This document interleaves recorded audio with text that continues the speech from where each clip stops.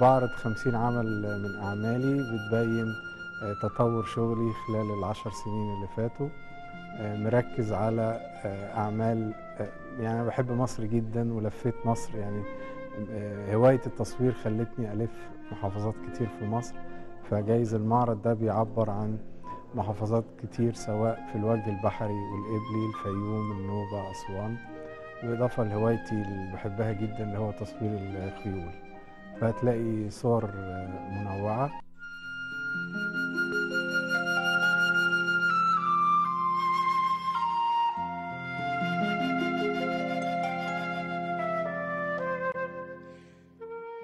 هنلاقي الألوان ظاهرة بوضوح في الصور اللي بتعبر عن النوبة.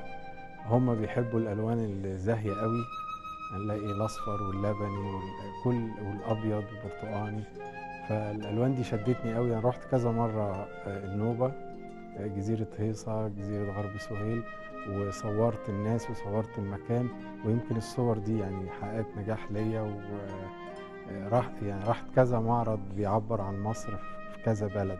فأنا يعني بحب المكان ده جدا، وبدعو المصورين يروحوا لأنه هيلاقوا كنز من الكنوز. الناس جميلة هناك، والأماكن والبيوت كله حلو هناك.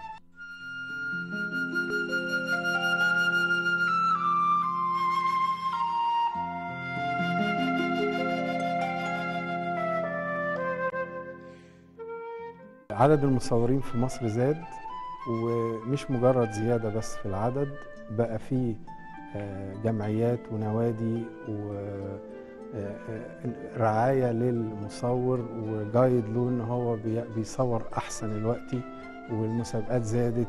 فانا شايف في زي ثورة تانية على هامش الثورة اللي حصلت في مصر في مجال التصوير، وأنا شايف المصريين أثبتوا وجودهم على المستوى العربي والعالمي، ونتمنى المزيد في المستقبل إن شاء الله.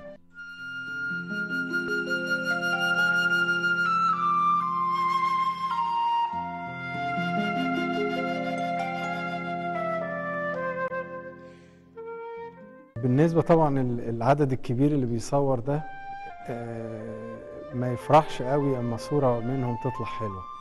لازم تدرس، لازم تعرف مبادئ التصوير، لازم تحضر أساسيات التصوير، لازم تشوف صور غيرك، لازم تشوف الصور العالمية والناس اللي بتكسب في المسابقات، ايه المستوى اللي بيطلع دلوقتي.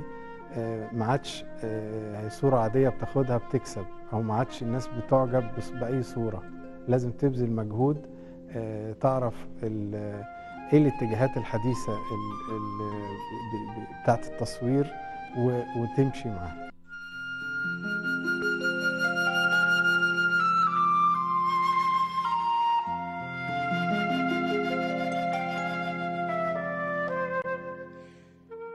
هو بصراحة أنا ابتديت أصور 2004، يعني صدفة كده، يعني ربنا يعني اداني الموضوع ده. اشتركت في معرض، وابتدت بقى بعديها تتوالى، أخدت جوائز في أول ما ابتديت، فده خلاني يعني أركز قوي في التصوير. التصوير بقى خلاني يعني يمكن قبل كده كنت أعرف محافظتين 3 في مصر. مع التصوير تقريبا لفيت مصر وشفت جمالها وقدرت أصوره بعدستي، ودخلني لعالم تاني من الأصدقاء.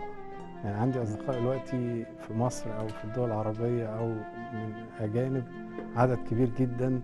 بقيت عايش في عالم تاني من التصوير والأصدقاء، وبقت مناقشاتنا معظمها على إزاي نطور نفسنا وإزاي نطلع صورة أحسن.